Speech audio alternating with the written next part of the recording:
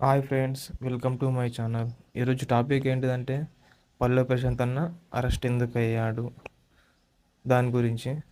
టాపిక్లోకి వెళ్ళే ముందు ఎవరైనా ఫస్ట్ టైం చూస్తుంటే నా ఛానల్ని సబ్స్క్రైబ్ చేసుకోండి, అలానే బెల్ ఐకాన్ ఆన్లో పెట్టుకోండి. మరిన్ని వీడియోస్ కోసం లేట్ చేయకుండా టాపిక్లోకి వెళ్దాం. పల్లవి ప్రశాంత్ సామాన్య రైతు కొడుకు.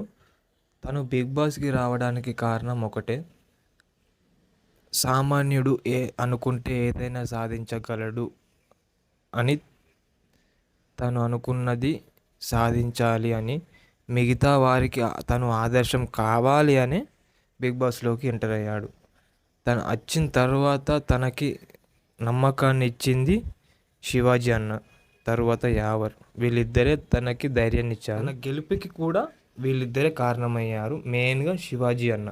తను లేకపోతే పల్లవి ప్రశాంత్ లేను అని పల్లవి ప్రశాంతే చెప్పారు. టాపిక్లోకి వెళ్తే అసలు అరెస్ట్ ఎందుకు అయ్యాడు.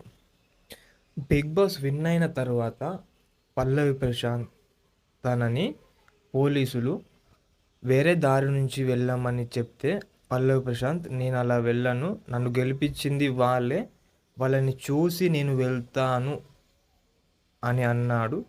దానివల్ల జరిగిన సంఘటనే ఈ అరెస్ట్. అంతమించి ఏం లేదండి.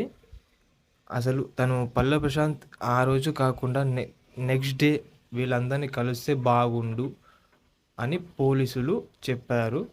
అయినా తను వినక ఫ్యాన్స్ ఉన్న రూట్లోకి వెళ్ళి తాను గెలిచిన ట్రోఫీని చూపిద్దామని అనుకున్నాడు. కానీ అంతకుముందే అక్కడ కొన్ని సంఘటనలు జరిగాయని పోలీసులు చెప్పినా వినకుండా తను అదే రూట్లో వెళ్ళాడు.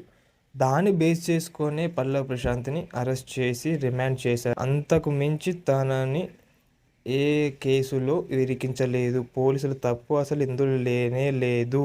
తప్పుడు ప్రచారం చేయడం వల్ల అటు పోలీసులకి ఇటు పల్లవి ప్రశాంత్కి బ్యాడ్ వస్తుంది.